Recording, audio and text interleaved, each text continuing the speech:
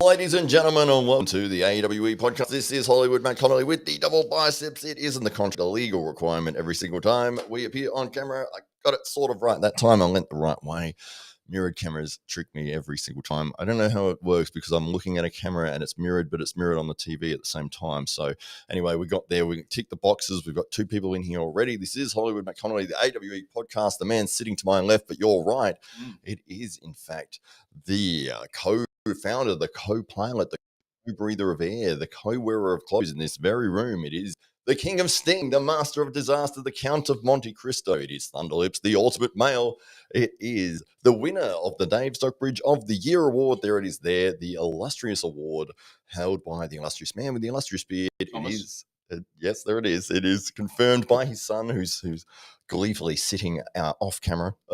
It is Dave Stockbridge. Stockbridge, welcome to your own podcast. Oh, I'd like to think it's everybody's podcast and no less your podcast, my friend, Hollywood Matt Connolly. We're back, and what a big week it has been in arm wrestling. And, of course, in the world of AWE, we've got AWE2 kicking off at the Adelaide Oval on the 2nd of July here in Adelaide. But if you happen to be overseas, then that's the 1st of July. I think on the eastern seaboard it's about 1 a.m. And if you happen to be on the west coast, the beautiful west coast of the United States of America, then it's about a 10 p.m.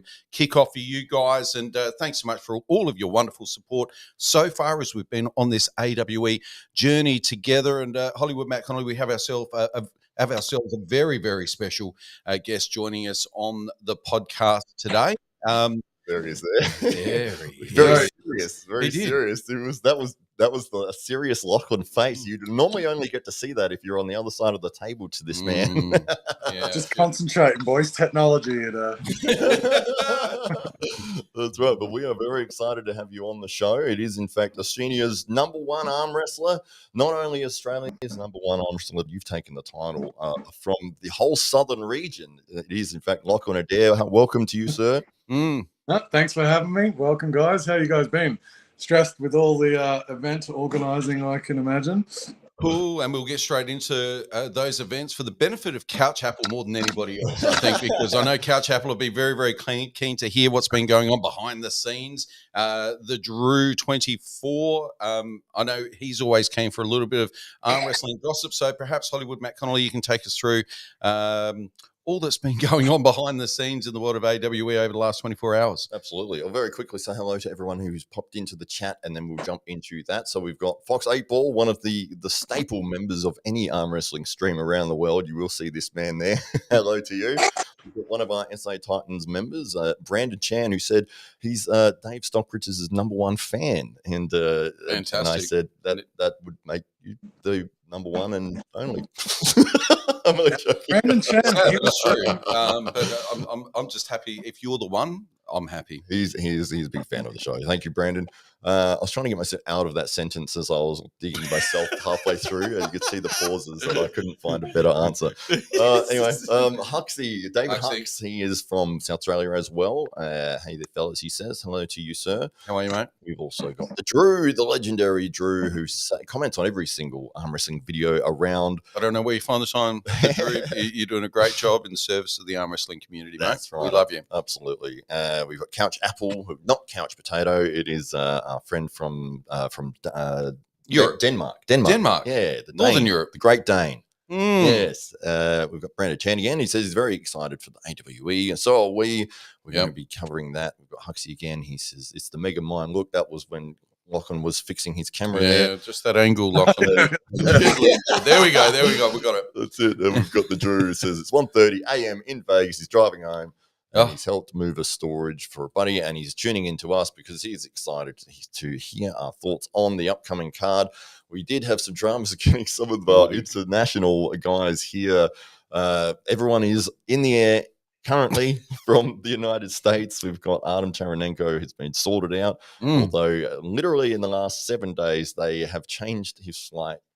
They've changed it, and then they've cancelled it 5 times in 7 days, and 3 times in the last 24 hours, which has made it very, very difficult. So I think we started off with a bit of lag time there, so that Adam could get here, a little bit acclimatized, rest up a little bit. But He might even just turn up a matter of hours before the event, the way we're going at the moment. I don't think he gets here. As long as he gets here. But I don't think he can afford to miss any of the connecting flights along the way. I think it's going to be very, very tight, but we're confident. That was what was hard, is because this was literally the very first flight of his leg. And so because that one was the one they kept bloody cancelling, they had to reschedule everything else on top of it. But he is in the air. He is on his way to Australia, to Adelaide. And we will see. And also Jordan Sill, who is Lachlan Adair on the man on screen. He's he's a competitor. Yeah, it's the opposite of partner, isn't it? That's right. This Sunday, Nemesis. He's arch rival. He's the untrollable man. I did my best. I was fishing hard the other day. He just gave me nothing. I ended up messaging him and I was like, "Man, I was just fishing." You covered every angle. You went with the country, the patriotic angle. You've gone with the beard angle. You went with the squinty eye angle. Yeah, you tried to be really personal. You tried. Yeah, I mean, you tried offending him. He's just like a pincushion. He just takes it. Yeah, exactly. And he just goes, "Yeah, it takes me a fair bit to get a bit of a rise." And I was like, "Oh, you're telling me? I tried everything. Pulled out all the cards." We're going to have a lot of fun on the table. I mean, as we can see with the history of Jordan Sill and myself on the table, once we're there, we turn that button and we own. So it's going to be a great match. How are you? How is your training and everything going leading into this? Well, I'm in competition season, which means training is, it's almost like I work harder in my off season. The off season, and people think I'm resting. That's when I'm working the hardest. When I'm in comp season, I've competed twice this year already. Twice this year, yeah. And it's been month after month, so it's just compete, recover, and just go on and on. Feeling really, really healthy. As we saw in the numbers that I was pulling the other day, I had a bit of a heavy day, and I'm just hitting PBs. Every time I've trained this month, I've hit a PB on all of my lifts that I've chosen to go heavy on. So recovering really well. Very fortunate. I've got some extremely clever people in my corner. A little shout out to Mackenzie O'Donnell and Paul Mueller, my myotherapist, who both sponsor me, both work on me plenty, and have come up with all sorts of protocols that keep me sharp as a tack. Very, very interesting. Maybe you can delve into that a little bit more with your sponsors. So how did all of that come about, and what have they got you doing? So the first sponsor, and probably the most major one that I have, has been with Paul Mueller, the Myo guy. I've done videos with him in the past. I've known him for 10 years or more now. He's probably, top 3 humans that I've ever met in my life. And one too. he works on me every 2 weeks to make sure, even when there's nothing wrong, nothing's injured, nothing's bad, he just does like maintenance on me. Treats me like a race car. So race cars need a lot of maintenance because I'm always trying to effectively break things, push things till they're about to break, and he always keeps me good enough nick where I'm unbreakable. So how does he do that exactly? What kind of a myotherapist is myofascial release is kind of the main thing. So he works on the fascia, he works on the nerves. The education that I've been given from Paul over the years of getting treatment for him, as many other arm wrestlers have had the benefit of that education. I've been able to forward that on. So a lot of the stuff is going to be exercises or just, typical muscles that tend to really get a lot of strain with arm wrestlers. We're all very similar. We all cop all the same injuries as each other, and it's almost seasonal. I'll go through periods where my pec minor gets all jacked up. The rest of the team, their pec minor gets jacked up, and we kind of, we all move in seasons and we all try and move together. So he uses a mix of dry needling, electro needling, trigger point stuff with the needling, and he'll use shockwave therapy, which Devon has covered in the past. Shockwave is my favorite. It is definitely the fastest. So for those of you who don't know what shockwave is, it's effectively a ball bearing that's in a canister that is actuated by air, and it smashes into the end of that canister, and it causes a shockwave.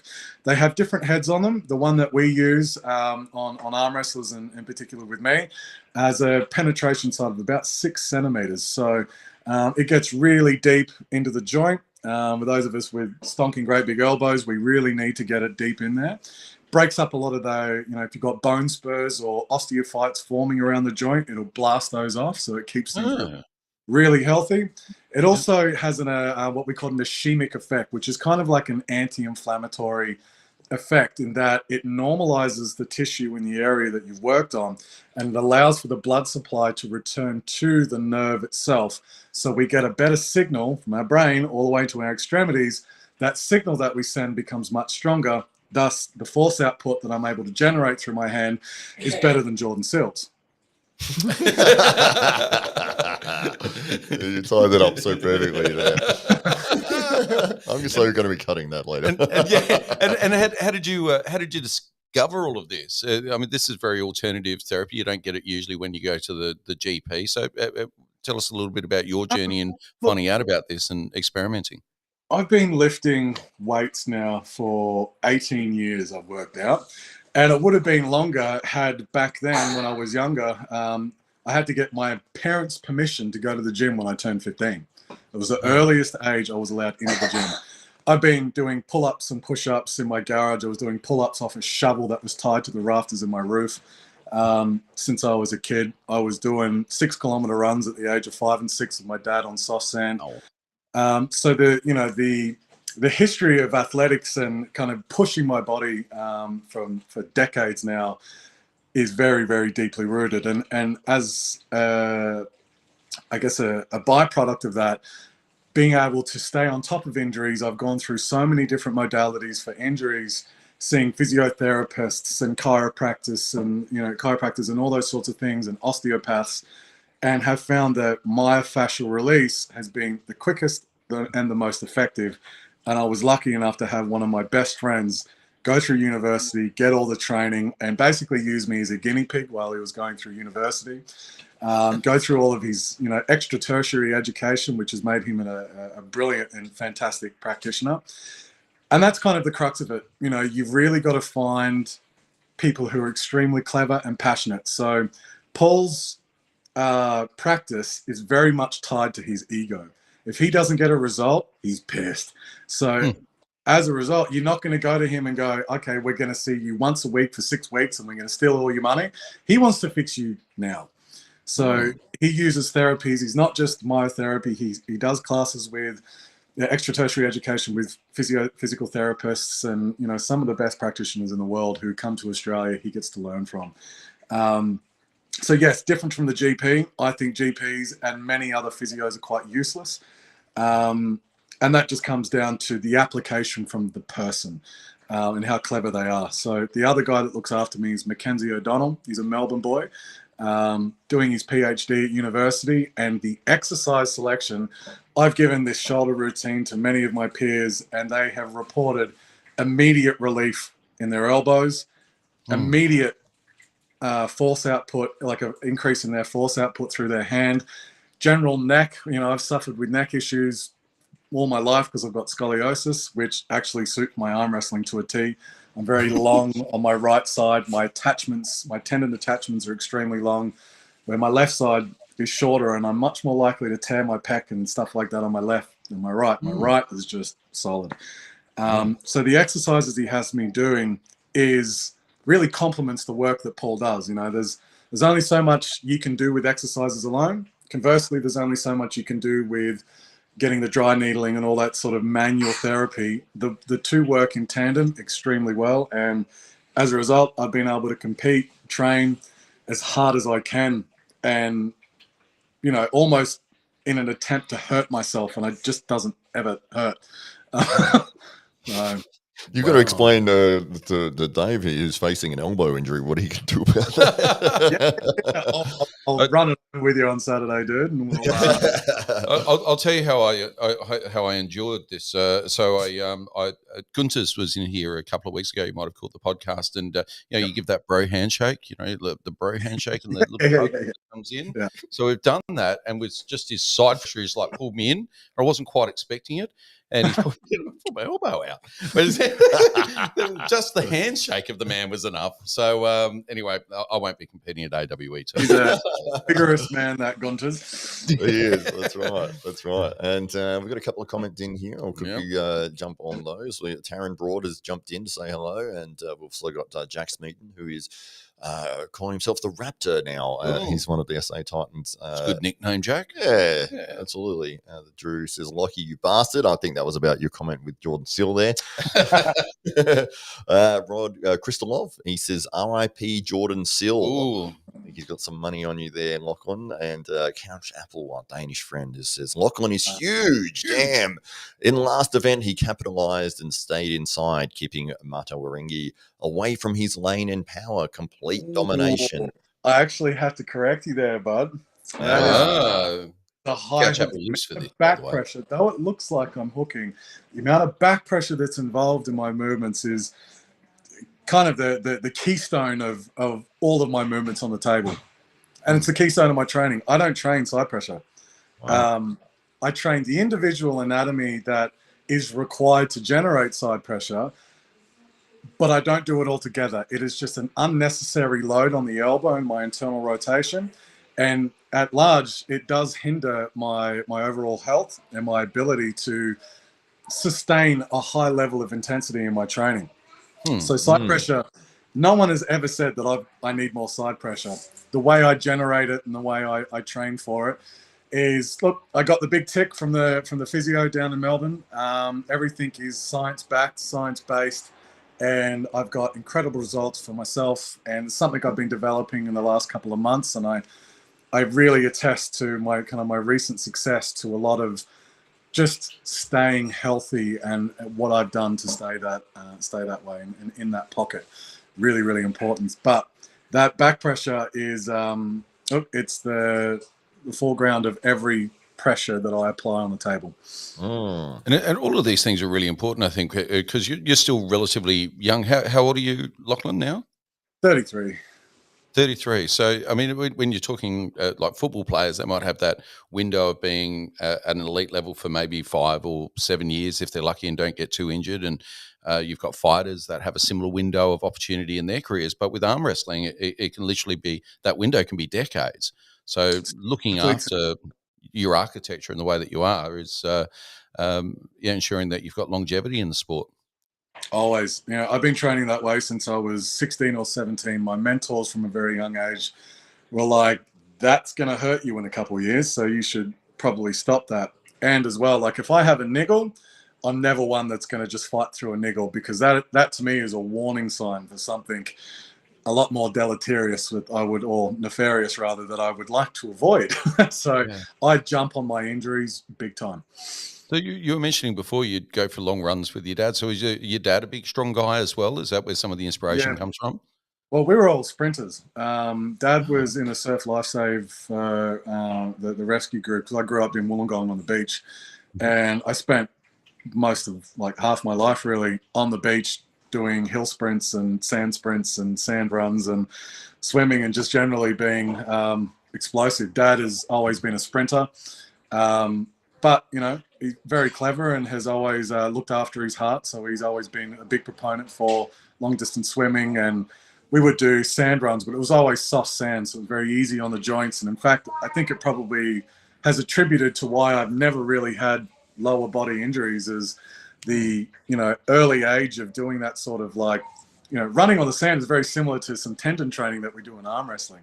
Low impact, high rep, getting lots of bloods into that connective tissue. So, sorry, we'll jump through the rest of the comments here. We'll everyone that is in the chat. We've got 14 people in here. Couch Apple's got a follow-up comment there. He says, Lockie's wrist looks much bigger than it used to, or better, much better and bigger. It definitely leveled up against Jordan Seal. I am certain for Lachlan, a clean sweep. Well, we shall see. It is first to 4. A lot of fan mail here. We've got some big fans here. We've got, who's that? Red Wizard, I think. Am I reading that right? Red Weird. Okay. Oh, Red Wired. Yeah. Wired.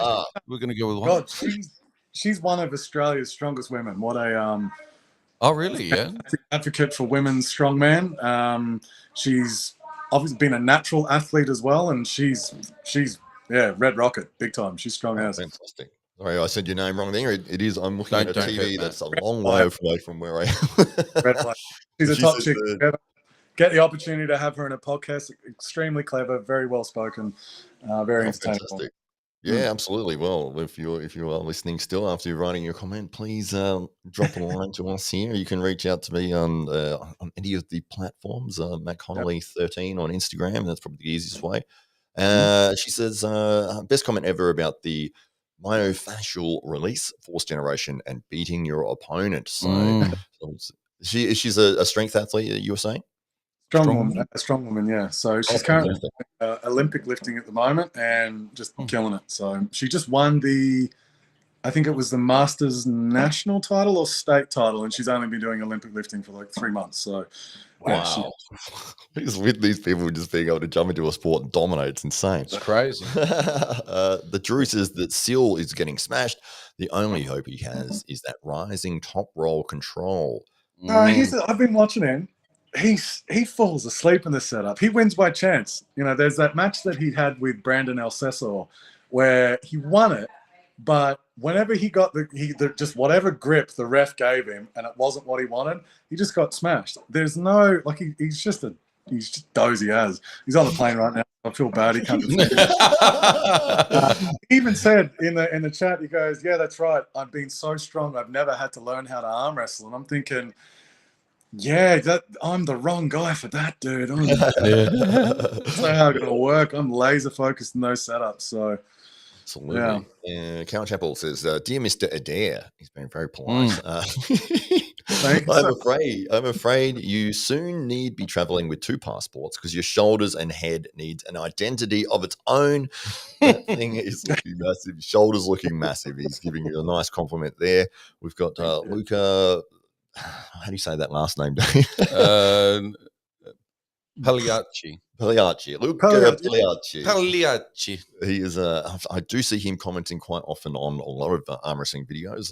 Good on you, Luke. I've never had to actually say his name out loud before. But, if we've got it wrong, let us know. That's right. Type it out. He says, Raptor's a good nickname. I'm still laughing a bit. Thinking about Lachlan getting annoyed with that Tom Stubble fella. Tom Stubble. He's such an arrogant young man. We had a podcast on Paul Italia's channel, and he's only been arm wrestling a little while. He's been training for 7 years, and he just, he's at that stage where, he thinks he knows something and then, feels like he's got it all sorted and then finds out a little bit more. And then he realizes, oh, I actually don't know nothing. I'm standing in front of this mountain.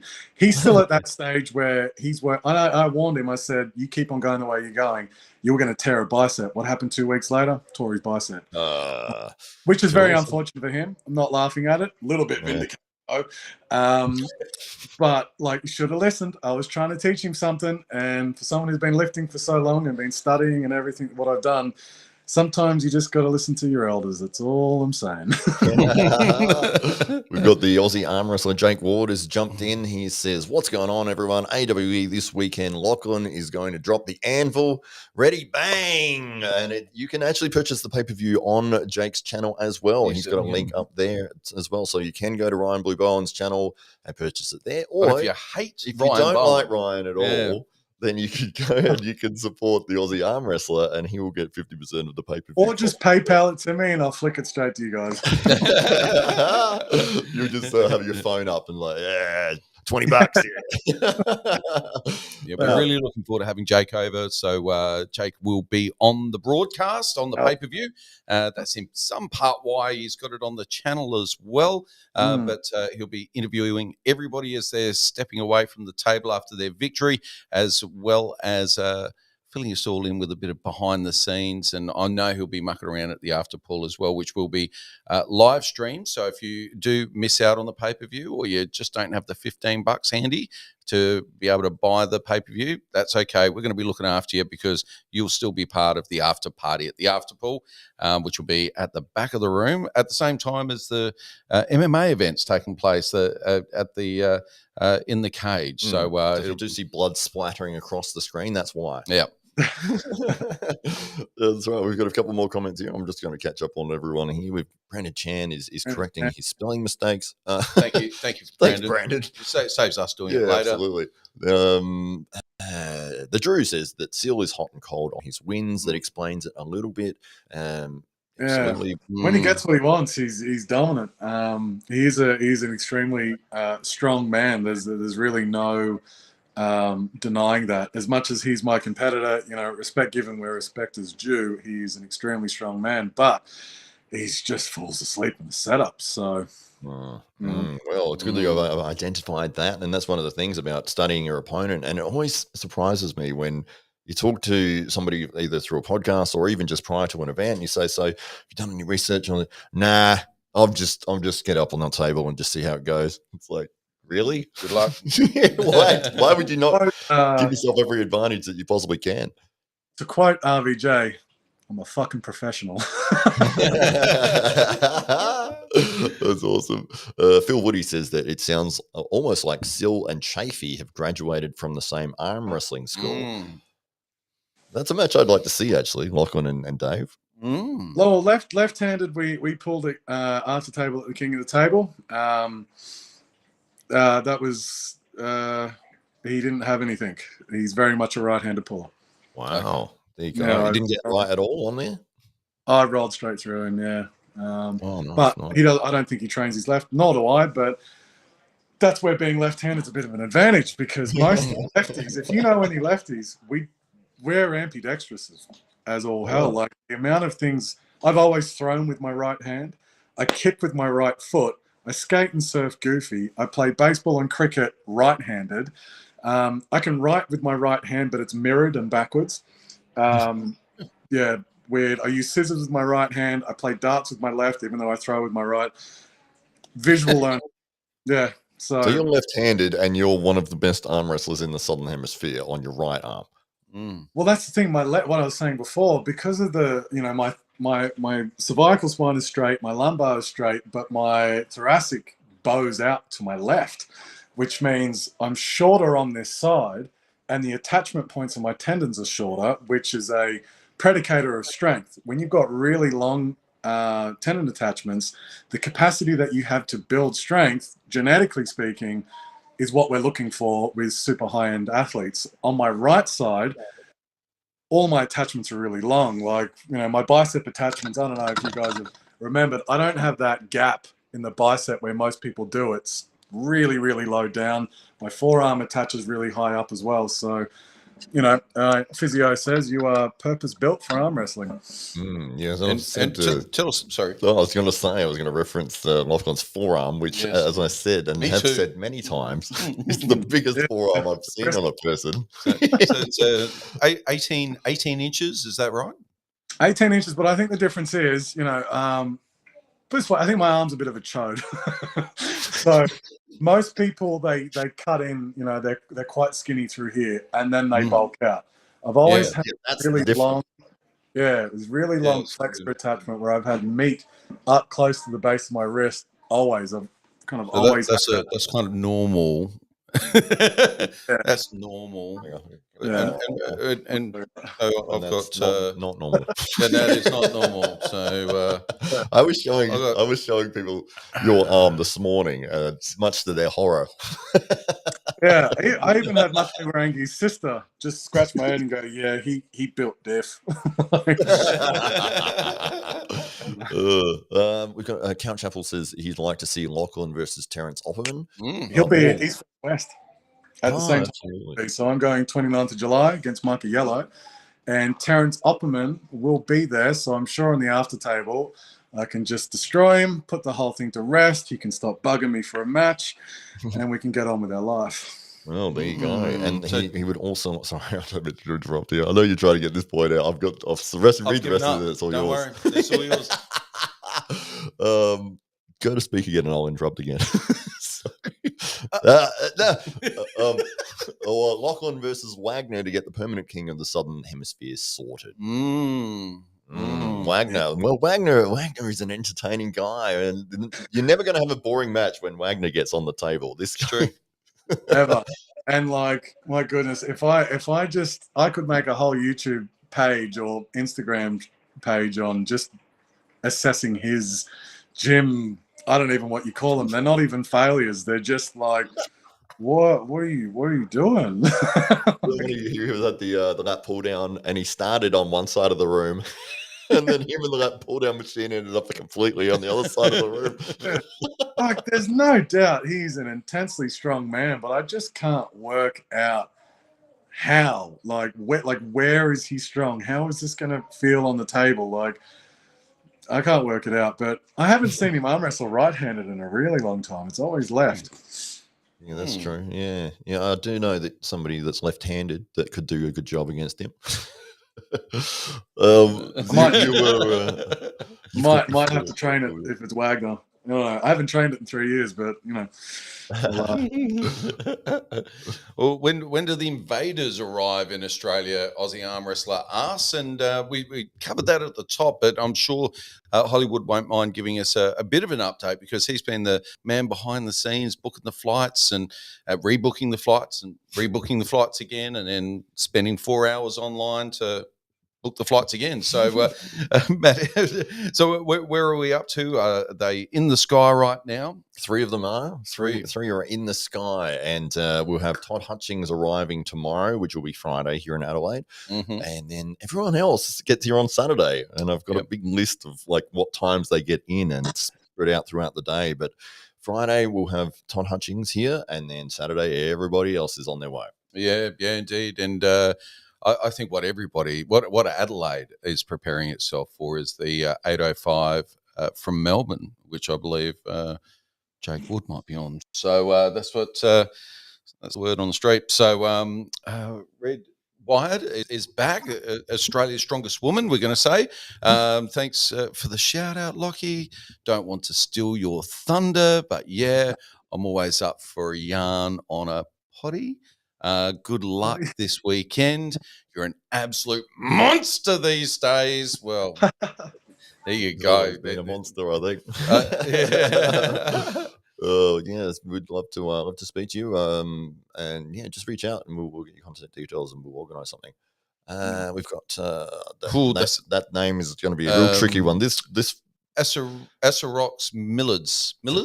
Sure. Millets. Howdy, lads. Looking forward to the event. Thank you very much. Hopefully you've purchased the pay-per-view. If you haven't, you can go from Jake Ward's YouTube channel as well as Ryan Blue Bowen's YouTube channel. Just go to the membership section and click on upgrade and you'll see it right there. It is $14.95 Australian, which is about $10 American. So just depending on where you are in the world, of course, that'll adjust accordingly. Couch Apple's back in the chat. July 29th, exactly 1 month after East versus West the 8th. This could be a banger. Lockie versus a yellow. It could be one-sided. Good luck to Lockie. To kind of segue into someone that's a very exciting prospect, Mr. Rickard Bornman just happens to be the same height as Mike. Can arm wrestle very similarly with that big long arm crashing down on the end. Very interesting about Mike. He and I have the same length hand. My hand is a lot wider. Rickard as well. His hand is the same length. Again, mine is wider, but he can arm wrestle in a very similar style to Micah Yellow. So I found myself a bit of a perfect training partner for that coming up. But, I took that loss to Mike 4 years ago where I was still half in powerlifting, half in arm wrestling. I think it was that match that immediately following I started getting coached by Giannis Amelins. I started going, I'm all in on arm wrestling. So it'd be very interesting to see. He has, unfortunately, 8 months ago, I believe, had 3 or 4 discs in his lower back fused together. He says all of his arm wrestling lifts are where they were before the surgery or when he was at his strongest. He's a firefighter, and New York firefighters, and they're some tough mother. Yeah, he's a very special individual. He's a very kind man, hilarious online, but he's huge. He is looking massive. So I think there's probably going to be a 15 to 20 kilo weight difference between us by the time we meet. I've recently made a conscious decision for health reasons to keep my weight under 115, which suits my weight class, but I am better at that weight. I've been up to 120 kilos before, and I felt 140, slow. I've heard. Oh yeah, 40, yeah. So yeah, I was wondering where we could work that in. I just sit here for hours of podcast waiting for that opportunity. Every time your name gets mentioned, I've got to tell somebody that you weigh, and it gets higher each time. I think you're up to about 300 kilos at the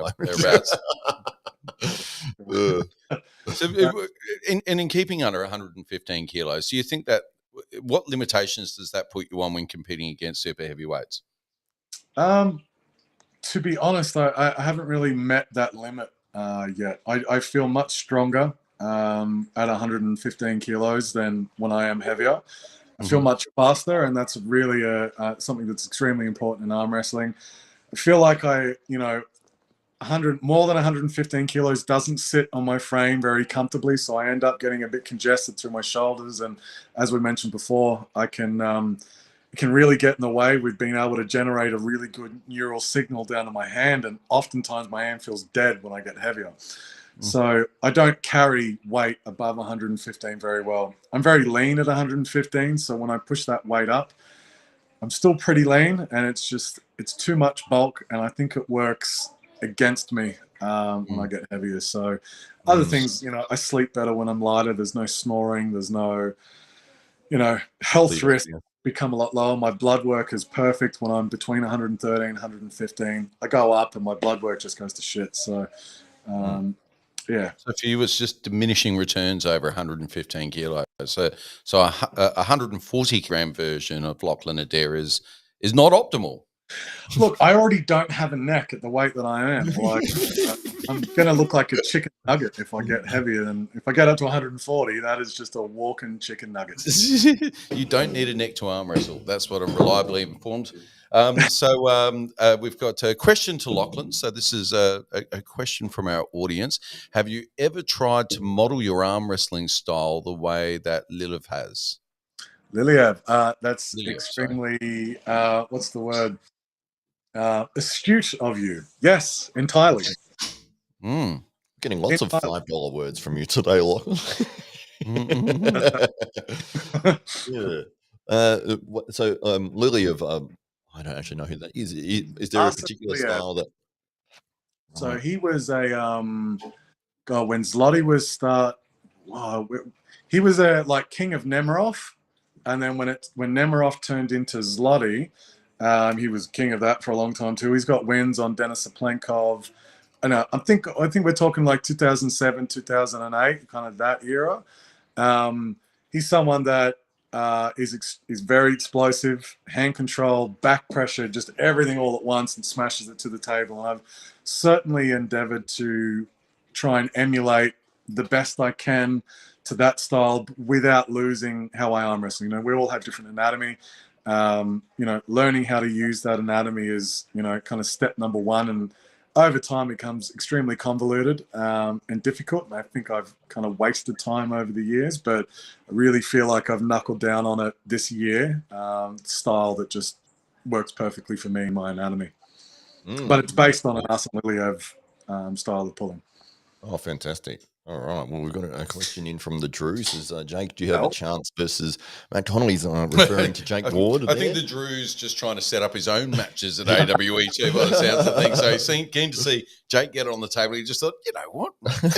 Maybe I can get Matt coerced into this one. So I'm sure you'll see him on the table together in the after, Paul. So stay tuned for that one, mate. He's trying to set up a table tennis match between the two of us, which I will win because. Oh yeah, that's right. You bet your bottom dollar on me in that. Are you former state champion? Yeah, I was third in Australia for third in Australia. Yeah. So you're a better tennis player than arm wrestling. Table tennis. Table tennis at the heavy hitters. It was our proprioception warm-ups. It was how we, got our reaction times and smaller movements on key. Was we'd sit out the back playing a bit of ping pong. In the nervous system. Yeah, a little bit. We've got looks like one of Richard Borman's. You got to say this in a South African accent Oh now. God! Bondman. Yeah, I'm going to sound like an idiot. I'm going to sound racist if I try it. So I'm sure they don't mind. It'll be fine. Yeah. We in South Africa can't wait for this event, Lachlan. I'm going Russian here. You've got Yes, this. you cannot. Richard, my boy, show them who you are, my beast. I don't know. That'll do. No, that was good. It went Russian, huh? But what was the question? Right, my boy, show them. Right, good, my boy. Yeah, big fans. Yeah, I think Rick Borman is really burst on the scene. This is a really exciting thing about AWE is being able to elevate some of this fantastic young talent into the spotlight. Josh Barker, hey everyone. Josh is recovering, speed recovering, I think is what we'll call it at this stage. So undergone some surgery just in the last few days, and they've been digging around in his elbow. And from all reports, the doctors said, you are not competing on Sunday. Do not go on Sunday. And then they found out that it was just Thomas Fitzy, and they said, no, you should be fine. You go ahead. You'll be all right, Josh. But no, they didn't. That was... We got one here from Josh Barker, Matt versus Lockie, who has a better double biceps. Ooh, okay. Well, there's only one way to solve that, isn't there? I think with the vertical one, we're only going to get half of your bicep. I think that's it. I think that's the way you win, Matt. Is that's right. You can only get one. Boom!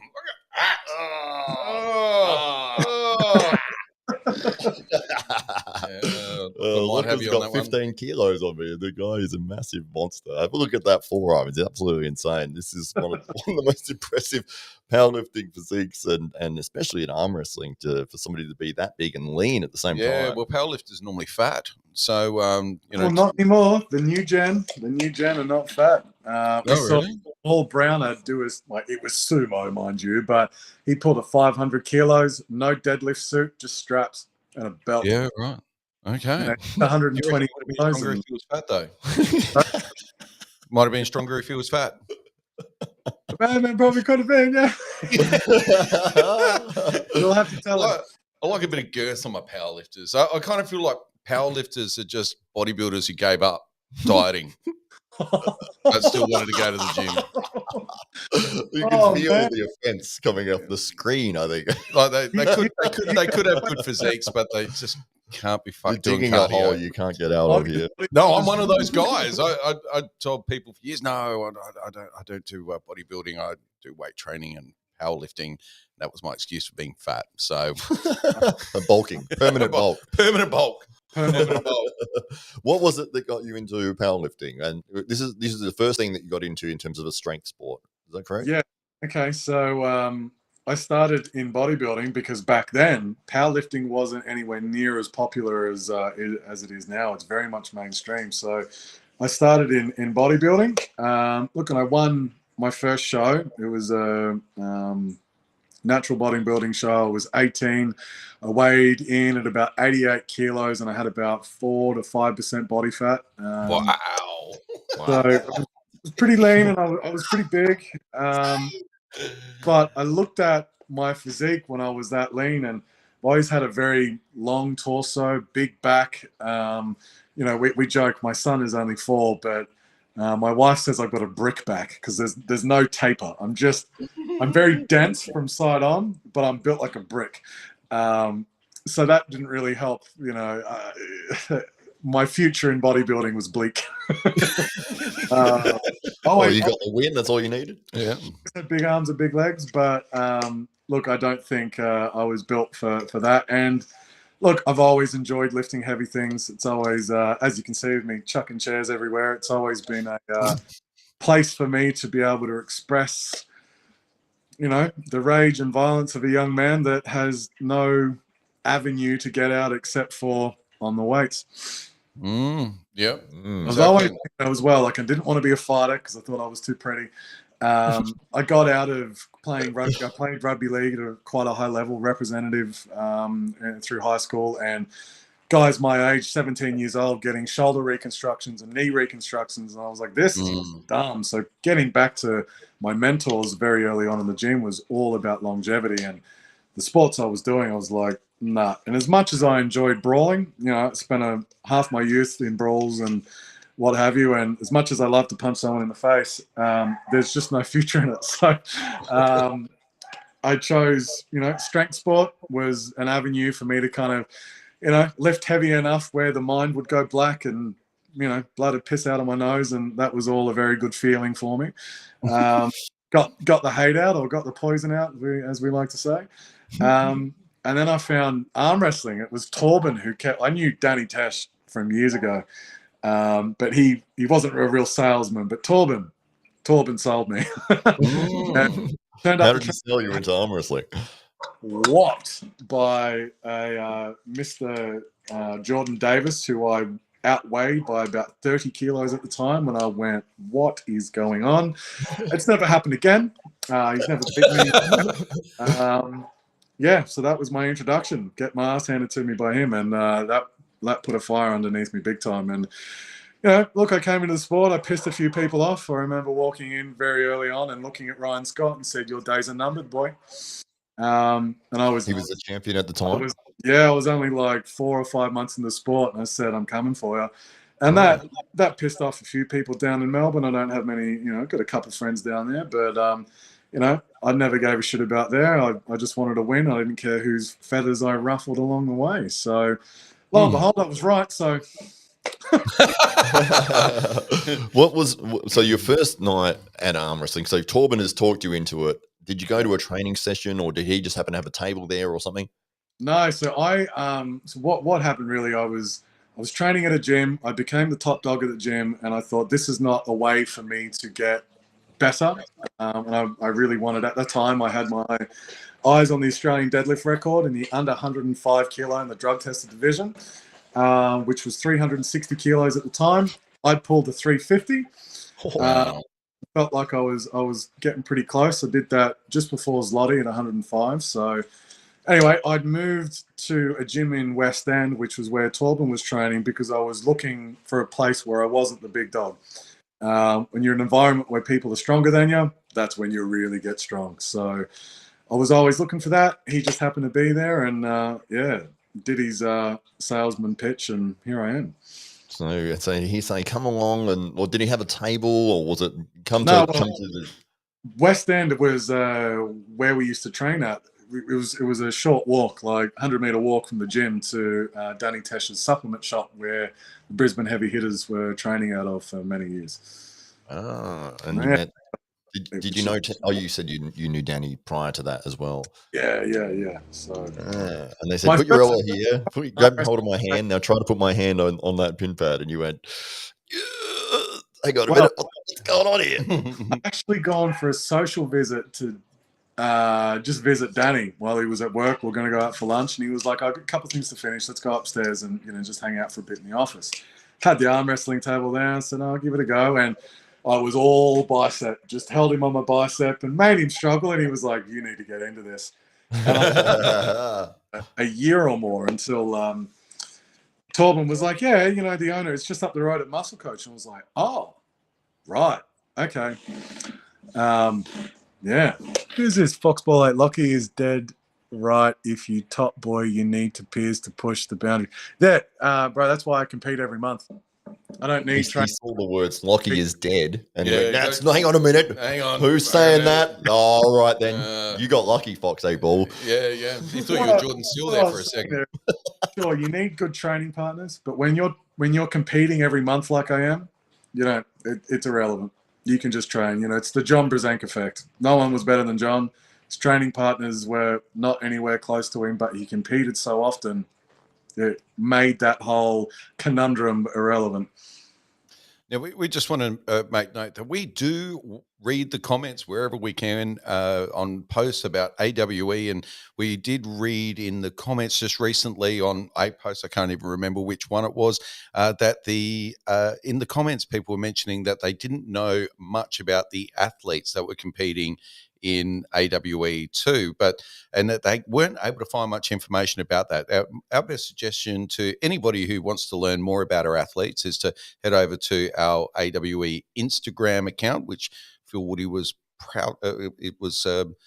Maybe he was proud. I don't know. I don't want to speak for Phil, but he was kind enough to pop up in the comments just there a few moments ago. Certainly head over there. You can learn more about the athletes. We have been interviewing the athletes wherever we can and getting their story out there on this podcast over recent times. And if you have not been tuning in over the last few weeks, you might be surprised to learn that we've done about 20 or so of these podcasts now. So jump on, check out the YouTube page and make sure you subscribe to AWE, and that way we can keep you updated with all the things that all the athletes are up to in the world of AWE.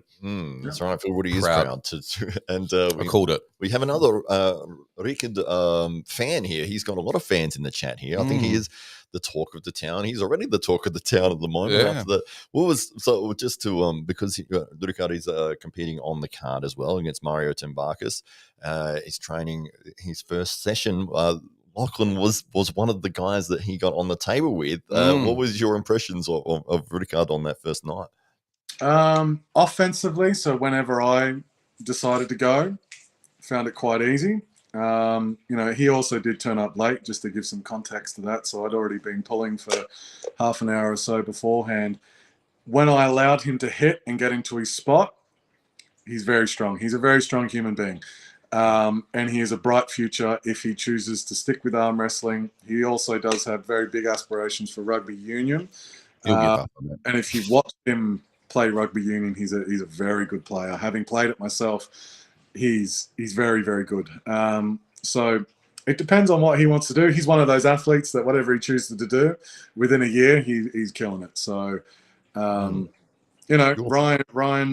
stylistically, I think has issues with him. It's not someone I have a problem with. Ryan liked to say that within a year he's going to beat me, and I said that is a tall 5-year task, if you ask me, because stylistically, I'm a bit of a nightmare for him. But a very, very bright future, and I will do everything in my power to get him as good as he possibly can do. Kingpin Club. And I guess the big question is, how do you think you'll go against Mario? I think Mario's experience will really shine. I've known Mario for 7 years, and though Ricard is new to the club, me and Mario go way back, so I will be in Mario's corner. And hopefully that's somewhat of an advantage to him. However, I think the old guard is, if we're going to call it the old guard, Mario been at it. Come up. Well, we're 7 years now. Yeah, we're 7 years in now. The pair of us, we started about the same time. I think Mario's experience will get the job done. I expect potentially Ricard will get one. And that will just come down to the setup. If Mario wants to try something, or he might get round one, make a refinement, and then all over Red Rover. It is crazy how much the setup really changes a match, isn't it? Because you can have somebody that's just incredibly strong, and maybe they're even twice as strong or 3 times as strong as their opponent. But if they don't know how to set their grip correctly and get themselves in a good starting position, and their opponent does, it's almost like they've lost the match before it even starts. Yeah. Yeah, no, exactly. That's why poor Tim, he's going to have a tall task. I think he at the referees meeting, he's going to have a task just dealing with us and all the rules. But yeah. We are going with a different grip setup to AWE 1. So AWE 2, it will be a close your thumbs, close your hands, go style, as opposed to the style that we implemented on the first one. But it should be a lot faster, a lot smoother, and so that will be the changing factor. Indeed, AWE is all about the arm wrestling fans, and we really do want to bring you a style of arm wrestling that you want to watch, which means not spending hours in the setup, means getting that setup ready, getting the arm wrestlers in a war, and going from there. So we hope you enjoy the refinements. Couch Apple is back with us. Lockie, I'd like to know your viewpoint about 1 point, just 1 point. is absolute back pressure / side pressure. Training becomes redundant if the limiting factor is going to be your hand wrist strength 90% of the time. In short, yes. At length, think about an excavator or something of that nature. If you can have the best and biggest, baddest excavator that you got in the world, but if the jib that you're using to do the work is rusted or weak or whatever, it doesn't matter how strong that machine is. So it doesn't matter how strong your shoulder arm and all that is, because the contact point is our hands. If you've got a weak hand, sure, there are some people that like to press, but they're an anomaly. The thing, I'm talking about Jerry Caderet here. Look at the way Jerry Caderet is built. Very short humerus. And that really that's why he's so special. And only Jerry can do what Jerry does. Because he's so short through here, he can generate so much force through there with very little concern about that torque, outside of his elbows. So for the most of us, hand control is king. Sure, like even I flop wrist pressed in the past, and it's something I like to do as a finisher. I can generate a lot of force there. But without hand control first, I can't press with my thumb turned up. No one can. Anatomically impossible. We saw someone recently, I think it was at Melbourne States, snap their radial bone because he was arm wrestling in a way where it twisted to a point, it broke over his ulnar bone. Yeah, right. And he was turned up trying to press in this position. It's just anatomically impossible to generate force through there. Most people have, their nervous system that's going to stop you from doing that. He's just circuit missing there, I think. Look, so back pressure and side pressure, obviously very important factors in arm wrestling, but without hand control first, it's largely redundant. So for somebody who's new to the sport of arm wrestling, and they said, Lachlan, one of the best arm wrestlers going around, what's your tips for somebody who's just gotten into the sport to get stronger in the fastest way that they could?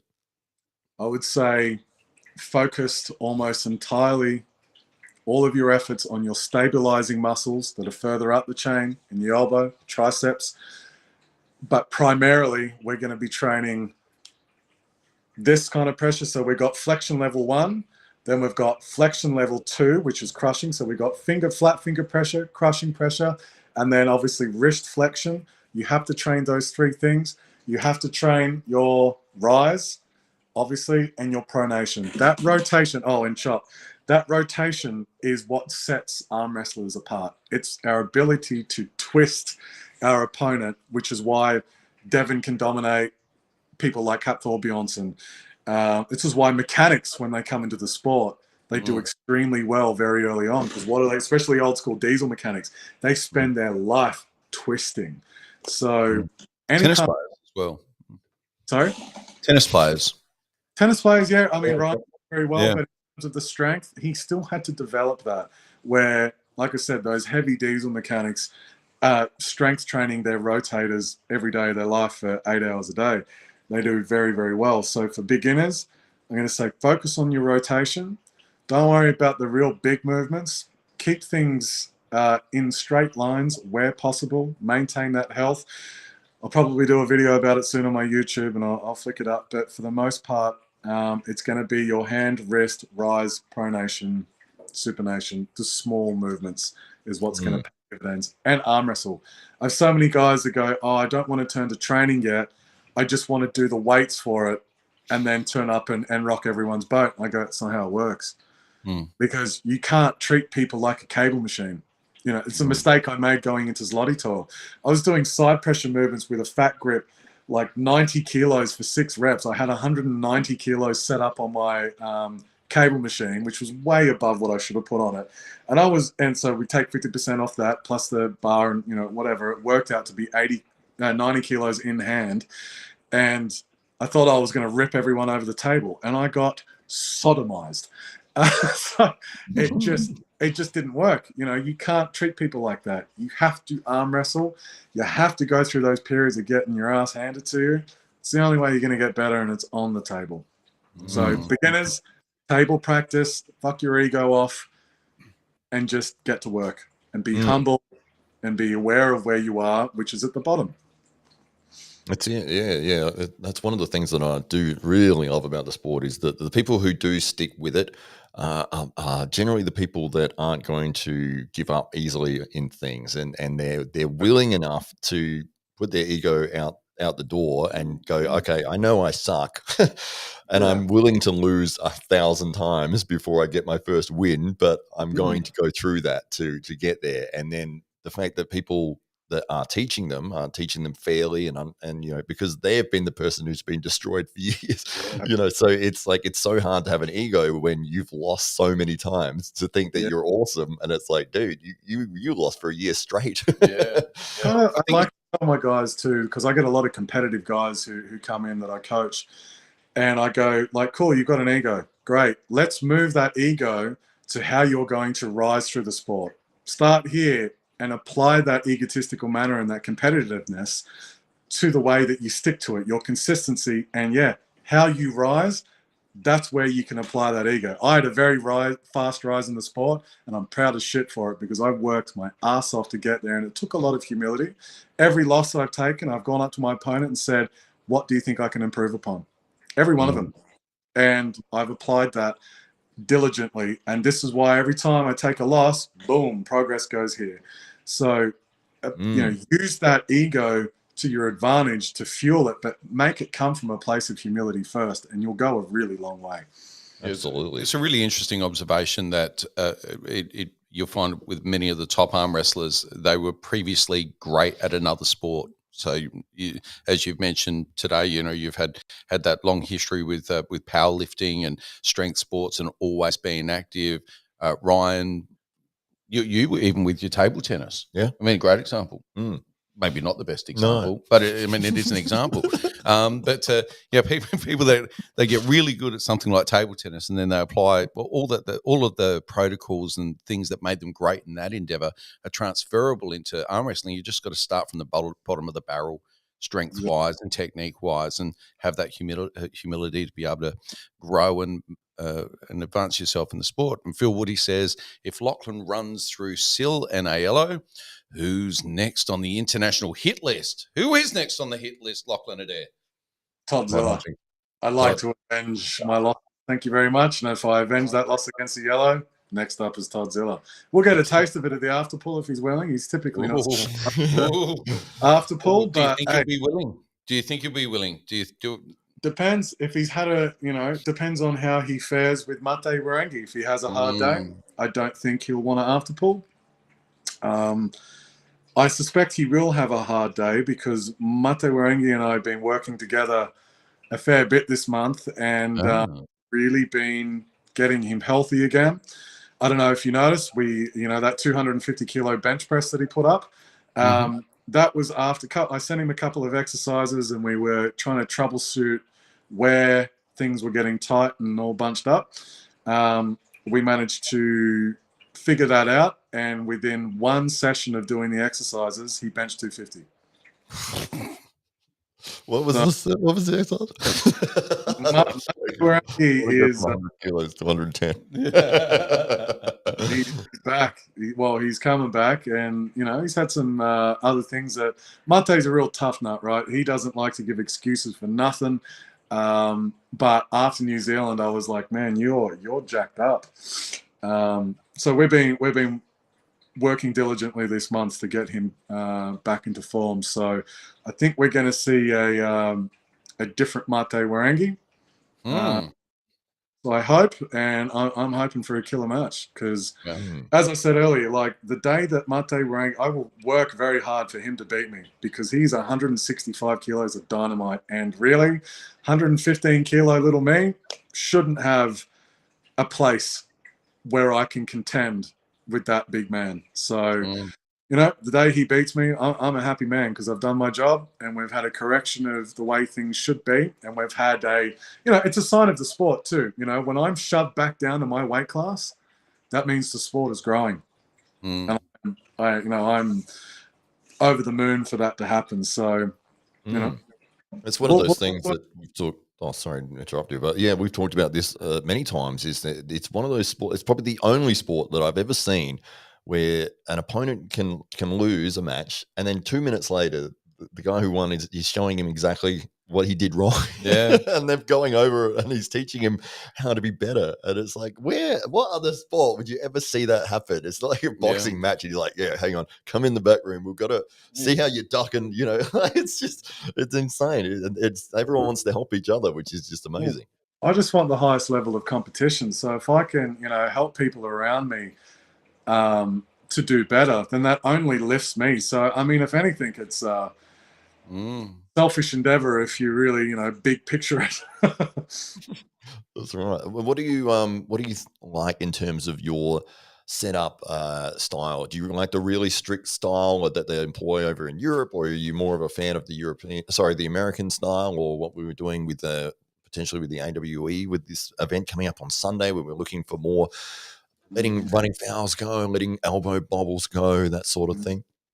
Again, I'll say it as a blanket statement. I'm a professional. I don't care what it is. I know how to arm wrestle in both styles. I'm both very comfortable in, any modality that you throw at me, because I think very quickly and I'm able to troubleshoot things very quickly as well. And I've never really had a preference. I like to arm wrestle in a way where the arm wrestling does the storytelling. I don't like fouls, so I am a fan of running fouls.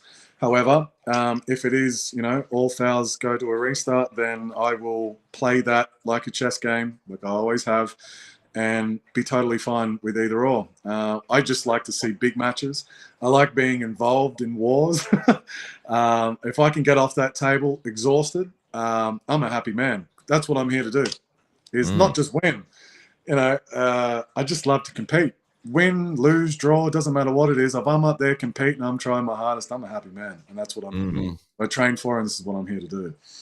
That's it. Well, before we go too much further, I think it's probably an appropriate moment to pause and just mention our fine sponsors. So we've got, of course, our friends here at Barbell Foods. Now, this is biltong. It's not beef jerky. With Matt Connolly. This is biltong.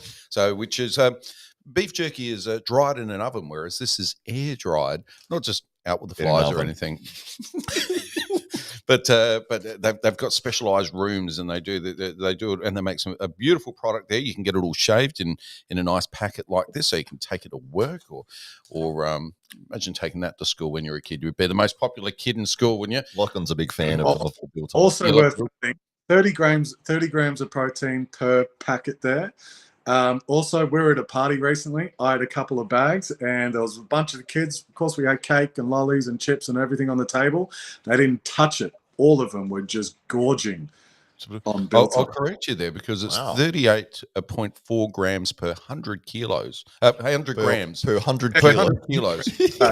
So and 200 grams there. So 60 or 70 grams of protein there, so that'll get you big and strong like Lachlan Adair, and that's right. And our friends there at Bunsters. So this is the shit the bed sauce. This is 12 out of 10. So if you do like your hot sauces, and by the way, if you're there in North America, like some of our commenters are, then you can find this on the shelves. I believe it's on the shelf in Walmart and some of the big chains over there in America. But Bunsters doing fine things. It's an Australian product, Australian source ingredients, and all made in Australia in Perth and sent around the world to make people's lives better. And, of course, Roll Clean soaps. We love Roll Clean soaps. They're all natural ingredients. It's all made here in Australia as well. A fantastic local product that we're happy to share with the world.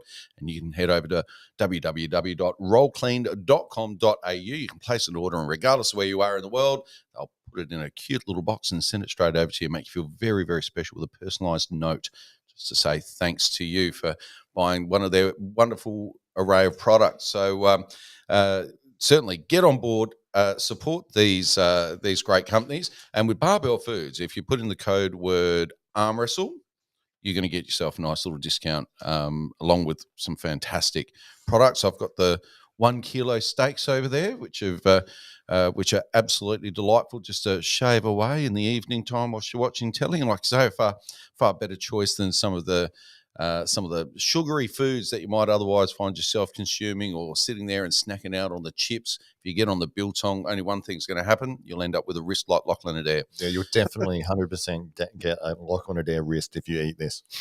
Yep. It's science. Lachlan versus Spindargus. That's the comment here from Fox 8 Ball. What do you think? about that one, Lachlan? Look, internationally, I typically like to stay within my weight class. I think I've got a lot of work to do there. I've got Sandra Sedich I'd like to have a rematch with at some point and get that done there. So, look, everyone's been talking about Mindaugas Dauskas. Look, it'll probably happen one day. It kind of just depends on, unfortunately, who's willing to bankroll it, because it is a very long way for me to go. And I don't take my preparation before matches very lightly. So it is quite an extraordinary expense for a promoter to get me there in a fashion that I'm happy to. So, may or may not happen. Section Next to the chicken. Well, and opportunities to travel beyond East versus West. Do you know of any of those at this stage, or is it just too far off in the arm wrestling future to know? Yeah, it seems like I don't ever really know. Within kind of 2 to 3 months of where I am next. So, look, depends how we go against the yellow, I guess. And if that goes well, it might be king of the table. It might be East versus West again, or might be AWE 3. The AWE 3, apparently rumours are that might be going overseas. Well, you said international. AWE 3, I've already said to Ryan, you guys have got my 100% priority. So whatever you got going on, say that AW3 will be international. It is you make sure that passport's all ready to go. Adelaide. Should we say it? Can we say it? Let's wait till. So there's been rumours. Let's just say there's rumours, and if anybody was watching the live stream earlier in the week with the Aussie arm wrestler Jake Ward, he might have heard him just slip a little bit. If you're quick, you would have heard it, and where. He may have let the world know that there was an AWE 3 event perhaps happening somewhere overseas, not in Australia, and we can confirm that is the case. There will be an international event. We won't confirm any further details at this stage. We'll make a big grand announcement about that at some point. There's two. I forgot about the next second two. Yeah, so AWE 3 will be international, as well as another co-promotion thing internationally as well. Yeah, there's lots going on. We're trying to be very cautious about what we say here, because you don't want to make announcements and then it doesn't go through and everyone goes, you. Either way, you've already said it, so we might as well say it. So, AWE 3 and 4, you keep that passport current, Lachlan Adair. Yes, but I said it before, you guys have got my 100% priority and loyalty. So, I've been so pumped about this whole promotion, because being able to bring people to Australia, it really gives us an opportunity to showcase we're right there. We're mixing it with the very best in the world. It's just been really difficult to get opportunities that suit us. The travel is typically quite difficult. So super pumped. You guys are just working time. So, said it before, whatever you guys need, let me know, and we will all do our best and rally and get behind you. So that's awesome. And if you can't make it, just send your wrists. yeah. Send them express. So what do we got? We got Trailer Park Boys. Had that shit, the bed sauce. Yep. That's a TV show in Canada. Oh, the Trailer Boys had it. Oh, good on them. Yeah. I wonder if they did indeed follow through and shit the bed then. I don't know. But yeah, it's good stuff. It's bloody hot. It's ridiculous. I can't even have it when you've got the lid off of it in the room. Yeah. It does make your eyes water just a little bit. So just a bit. That thing's insane. Yeah, it's good stuff. We're going to be putting it in front of our AWE superstars when they're here on Saturday night. If you need smelling salts, then that'll work as well. Yeah, that's right. Might be something just pre-pull that, just to give you that a little extra. Have you ever used those before? The smelling salts for powerlifting? Oh yeah. What's it like? I used to have a subscription. So you had to be weaned off of it. Is that? I was getting ammonia withdrawals. I've never used it. What sort of effect do you get from that? Basically, the idea around it is that you're kind of activating your fight or flight response. So it's a little bit of it's a real head rush. Hits your vagus nerve and your limbic system, I guess, which I've been learning all about recently. But Yeah, it's meant to kind of wake up your adrenals and make you go. Mm. You know, which I don't know. Look, I've PR'd without it often. I've PR'd with it. Mm. Usually PR'd with the accompaniment of some what I call hypey pipies. You might have seen my older videos. I do like the bagpipes. They send me in a bit of a berserker mode, if you will. So it was the bagpipes. I don't know. So yeah. So the salts that essentially are they equivalent to a slap on the back? A slap on the back before a big lift is. Yeah, it's like a You could smack. have one or the other. Which would you have? Yeah, it makes you tear up. It's like a smack in the face. It's like literally a smack in the nose. It makes you tear up and Ah, Wow. sounds awful. it is. Yeah, it's awful. A couple of questions that I've always wanted to ask. With your style, so you've developed more. You like to go inside. Is that your preference in arm wrestling? Is that something that you naturally just felt strong in that position when you started? It seems to be my experience with people throughout the years at the club is that they'll naturally gravitate towards the top roll, the hook, or the press, and you never really know what somebody's going to start pushing towards until they understand the top roll, but they just don't feel strong there, and they're just like, I just feel strong turning inside. Was that the case for you? Yeah, I think that's the case for a lot of guys who are very well developed to begin with. We all, I always, even before arm wrestling, I was doing bicep curls on the preacher with 50 kilo dumbbells and 55 kilo dumbbells. Like, always had strong bicep, and you go to where you're strong. Rotation was not very good. As a result, it's totally turned. I barely train biceps, and it's all rotations. Definitely started, dug in a hook, get my shoulder behind it, and yeah. Yeah, absolutely. And your favorite moment in your arm wrestling career? Oh, favorite moment. Well, over the top. I needed that 10 grand. Oh, Big. My engine in my truck had blown up, and it was off to a rebuild. And while it was being rebuilt, and all the labor that was happened to it, I needed that 10 grand to be able to pay for my car being on the road. So, yeah.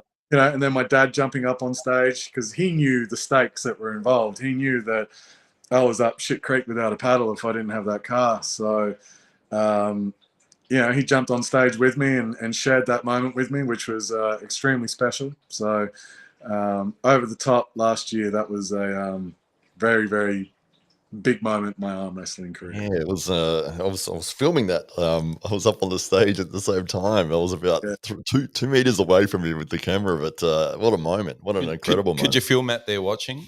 Was that part of the inspiration? Breathing on his neck. Tunnel vision, and tunnel vision. All I could see was little millimeters of movement in my hand getting that set up. I was laser focused.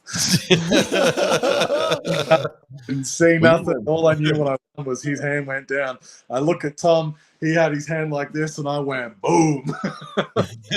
Absolutely. What an incredible win! You went undefeated through that whole tournament. Is that correct? Yep. Have you thought about blowing up the engines on all of your cars before you compete, just in future, just as funny motivation?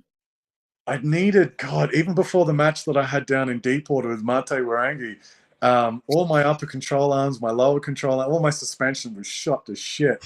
And when he handed me the money for the win, that went directly back into my account because I'd spent $4,000 on this anyway.